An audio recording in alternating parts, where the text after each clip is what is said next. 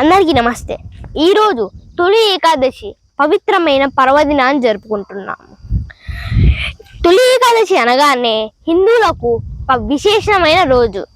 ఆ రోజు శ్రీ మహావిష్ణువుకు భక్తితో పూజించి ఉపవాసం చేసి ఎవరైతే శ్రీ మహావిష్ణువును నామస్మరణ చేసుకుంటారో వాళ్లకు సుఖశాంతులు, ఆరోగ్యం బాగుంటుందని, ఐశ్వర్యం అని ఉంటాయని పెద్దలు చెబుతారు.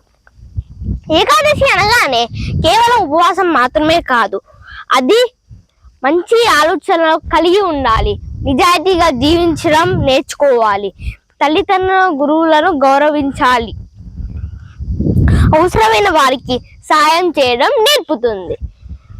ఈరోజు మనమందరం భక్తి, వినయం, మంచి నడవడికతో ముందుకు సాగి మన దేశానికి మంచి పౌరులుగా ఎదగాలని కోరుకుంటూ అందరికీ తొలి ఏకాదశి శుభాకాంక్షలు. యువర్ దాసు మోక్షిత్.